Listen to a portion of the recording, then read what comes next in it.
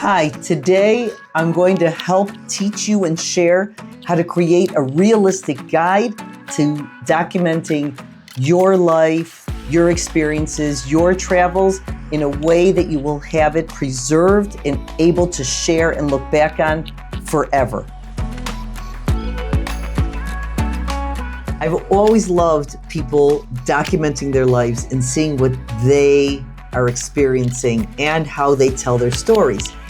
It feels movie-like and cinematic and most importantly, meaningful. When you're actually living it and you're the one documenting it, it sometimes can be hard because A, you want to be in the moment of what you're doing, and B, as in my case, most of the time I'm traveling with someone, usually my husband, and you also want to be present. My way of being present is really through my photography and my videography.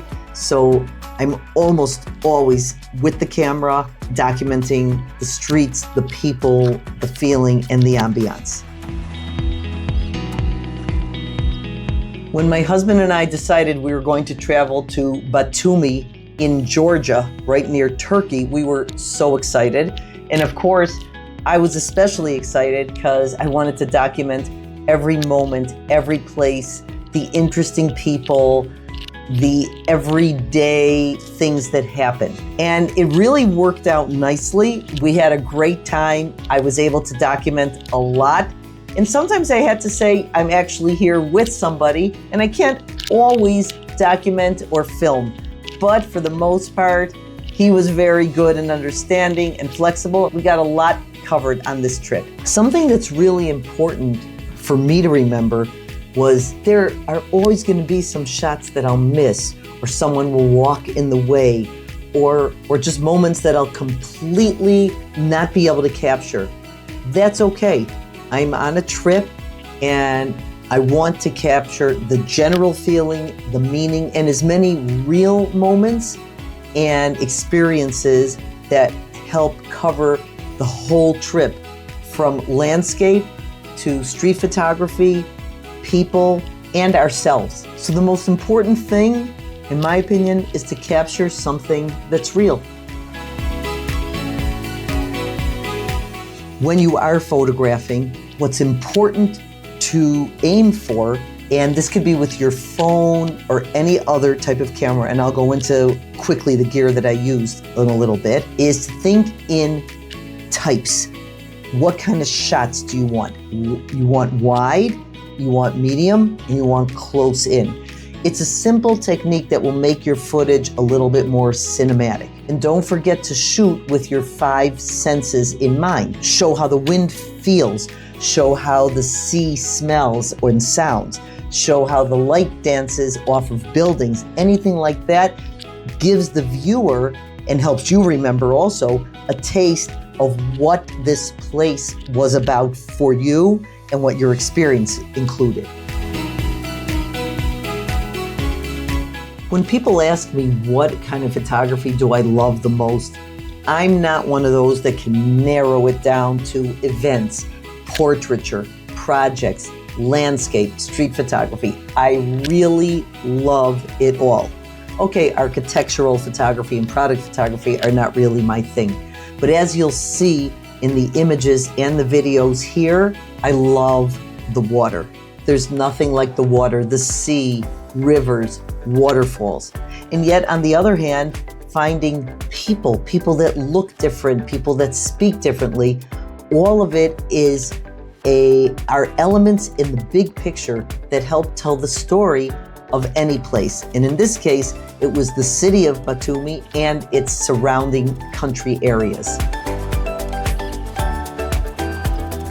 So you do not need any fancy gear. Even just your phone will do. But I just want, for transparency purposes, to tell you that I used a variety of gear, all very simple. I used my phone, I used my Sony a7 IV, and I only took one lens, my 24-70 2.8. I figured I don't want to have to carry a long lens this time, and the 24-70 just covers almost all the ranges that you need for a regular, nice trip of landscape and street photography.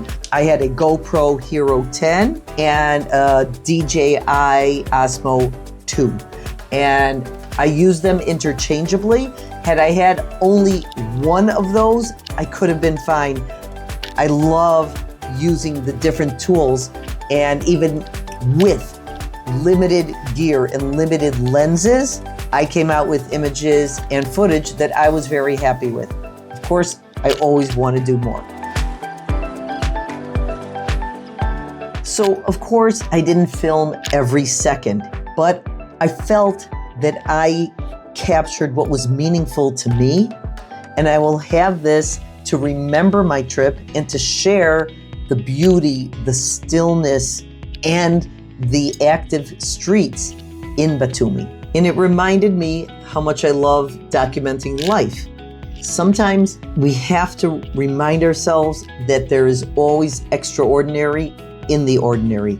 And that's part of what photographing a day-to-day life is about, and a trip with each day and how it unfolds. So what you see here is Batumi. It's a place I will always remember. There are people there that I will remember, especially our driver, Thomas. And I won't remember it only through the footage, but through how I felt while filming it, while shooting it. If you want to start documenting your life, your day-to-day life, a trip, just start.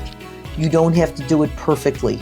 You just have to do it with intention and be present. I'm including a link to a free PDF download for you that helps you think about meaningful photography and intentional photography, and will help improve your photography. It helps me improve mine when I stop and pause for a minute. So it's a nice free guideline to help you. Go out and shoot, and let me know any other ideas and concepts you'd like to explore together. If you enjoy this, it would mean a lot to me if you would like the video, and if you enjoy this kind of material, and you could subscribe and share it with your friends that share the same interests, that would also mean a lot to me and help me grow this channel. Thank you and have a great day.